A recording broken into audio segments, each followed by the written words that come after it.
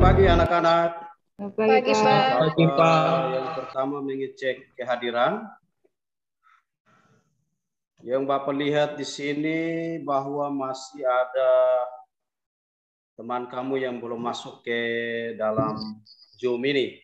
Itu seperti Marius, Madalena, sama mari kita Andre membuka pembelajaran hari ini dengan dalam nama Bapa dan Putra dan Roh Kudus. Amin. Tuhan, seiringilah kami hari ini dapat berjalan di dalam nama Bapa dan Putra dan Roh Kudus. Selanjutnya Bapak mau menanyakan mengenai pembelajaran minggu lalu. Kenapa harus dilakukan pemangkasan? Ya, silakan.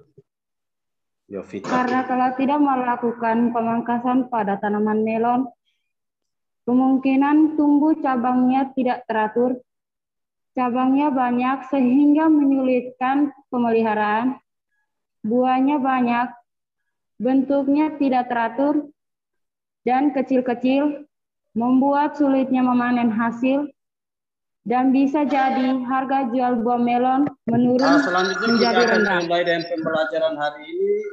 Bapak akan share screen materi PPT tentang pemanenan tanaman khususnya buah melon. Pembelajaran setelah mengikuti pembelajaran, siswa dapat satu menganalisis kriteria tanaman buah melon siap panen. Yang kedua, memilih tanaman buah melon siap panen. Yang ketiga, mempraktekkan pemanenan tanaman buah melon. Yang keempat, mengevaluasi hasil panen tanaman buah. Baik, di sini saya akan mengulas bagaimanakah mengetahui bahwa tanaman melon ini siap panen. Yang pertama, ya tadi sudah katakan bahwa tanaman melon itu siap panen. Pertama, proses penanaman umur tanaman ini. Ya, ini biasanya untuk jenis melon ini proses pemanenannya itu biasa 60 hari setelah tanam. Dan yang terakhir kita akan mempelajari cara pemanenan buah melon. Biasanya buah melon siap panen setelah umur 3 bulan. Siap panen ciri-ciri melon Spelatus antara lain serat jala pada permukaan kulit tampak jelas dan kasar. Permukaan kulit sekitar tangkai terlihat retak-retak. Warna kulit hijau kekuningan dan sudah mengeluarkan aroma. Buah melon sebaiknya dipetik pada tingkat kematangan 90% atau sekitar 3-7 hari sebelum matang penuh. Hal ini berguna memberikan waktu lebih pada distribusi. Pemetikan dilakukan dengan memotong tangkai buah dengan pisau atau gunting. Tangkai dipotong seperti gunting. Jadi bagian yang dipotong adalah yang mengarah pada daun, bukan pada buah.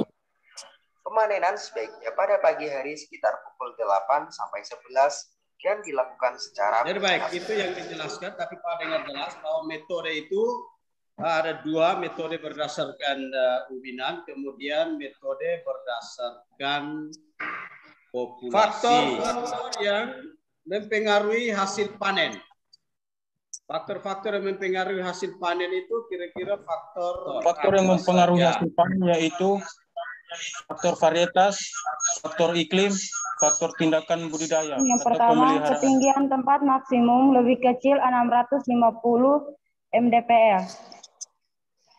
Yang kedua, panjang penyiraman 10 sampai 12 jam per hari. Yang ketiga, suhu siang hari 28 sampai 30 derajat Celcius dan suhu malam 18 sampai 20 derajat Celcius. Tindak budidaya. Tindakan budidaya, contohnya ya seperti pemeliharaan. Siapa yang bisa menjelaskan? Itu khususnya pemeliharaan. Siapa? Saya, Pak. Ya, Sisto da Silva. Ya. Silakan.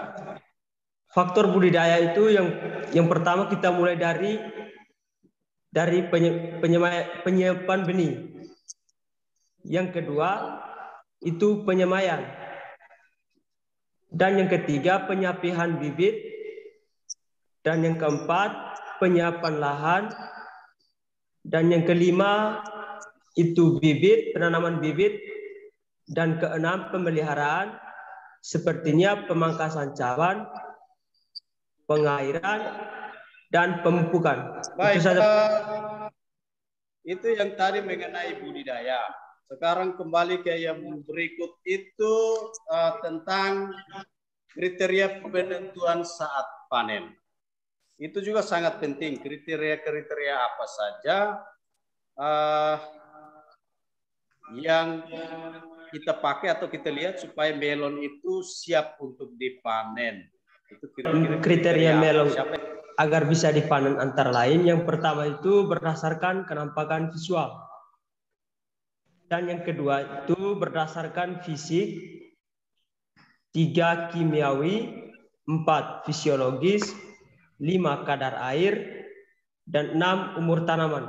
Itu saja Pak, terima kasih. Ya, jadi itu adalah kriteria dari melon siap untuk dipanen. Yang pertama dilihat itu fisiknya. Fisik itu dilihat kira-kira sudah sesuai atau belum. Salah satunya dilihat dari jaring-jaring net yang ada pada buah. Oke, itu tadi mengenai kriteria. Kemudian yang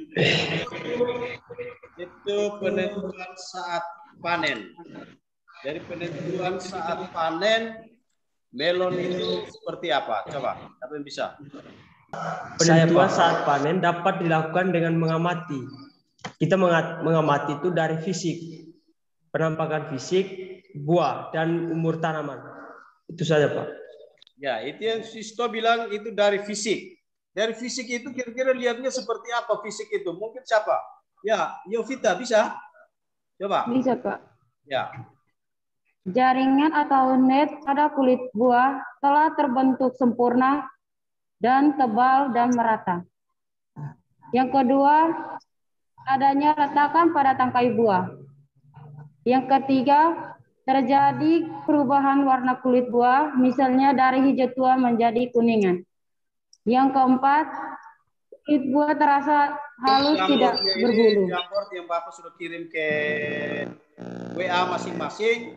Yang pertama itu LKPD, kegiatan pembelajaran pemanenan tanaman buah. Itu melon, yang jelas kamu adalah kelas 12, kelompok 1 dan 2. Yang berikut, ini ada sudah bagi dalam bentuk kelompok. Ini gambar yang sudah Bapak kirimkan ke situ. Itu amati dan analisis gambar. Itu melon siap dipanen. Itu untuk kelompok 1.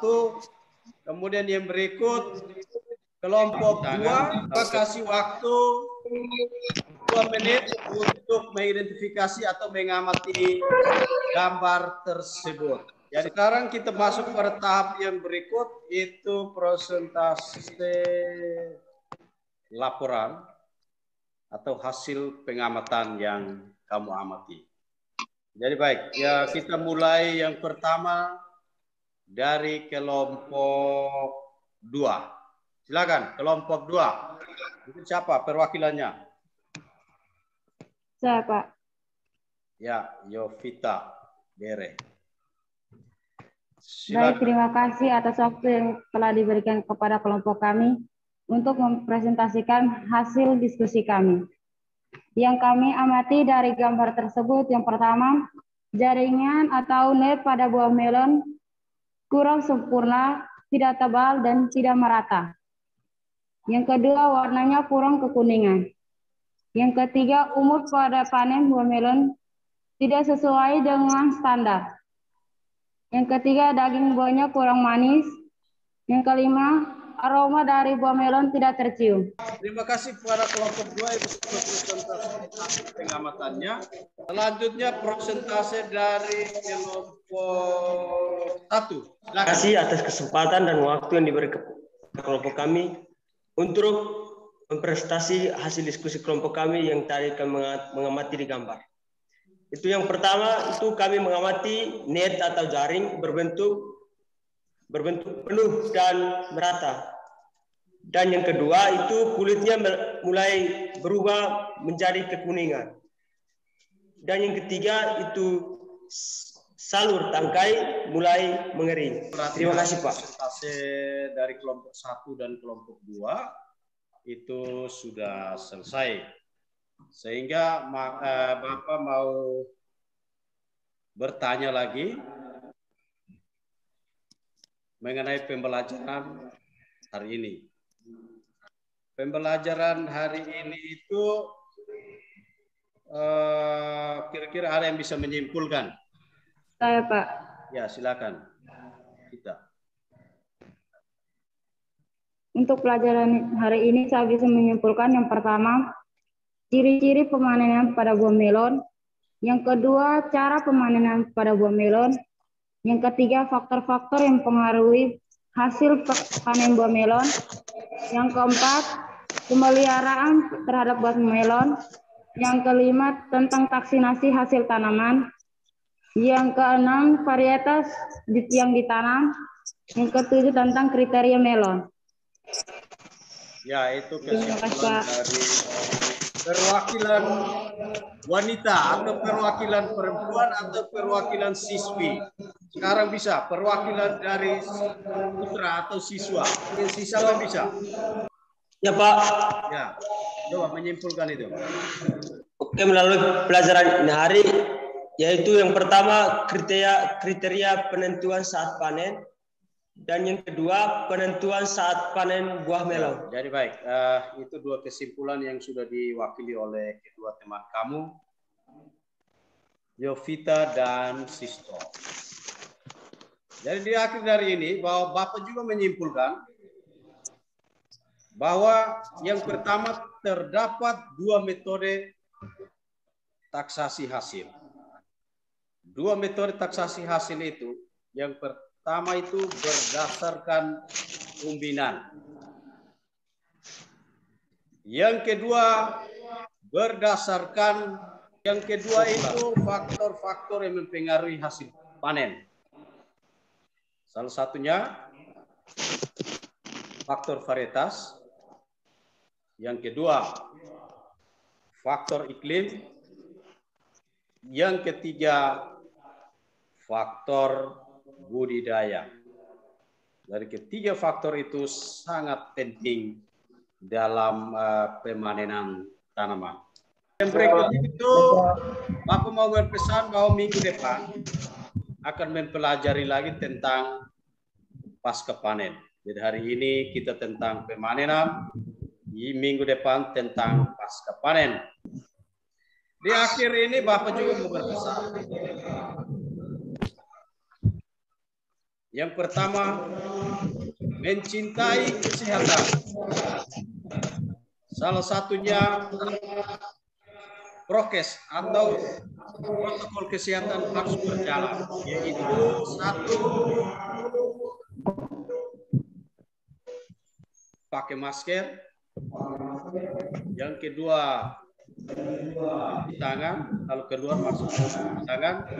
Yang ketiga, menghindari kerumunan orang banyak seperti di pasar atau di pesta-pesta. Kalau orang banyak harus kita hindari supaya kita jaga sehingga kita bisa tetap sehat dan Indonesia ini bisa mengatasi COVID ini sehingga tidak tersebar kemanapun. Jadi itu pesan dari Bapak. Yang paling terakhir, mari kita akhiri kegiatan pembelajaran hari ini dengan berdoa. Mari kita berdoa dalam nama Bapa dan Putra dan Roh Kudus. Amin. Ya Tuhan, terima kasih atas penyertaan-Mu sehingga pembelajaran hari ini dapat berjalan dengan baik. Hanya ini dengan firman yang kami sampaikan kepadamu lewat perantaraan Kristus Tuhan kami. Amin. Dalam nama Bapa dan Putra dan Roh Kudus. Amin.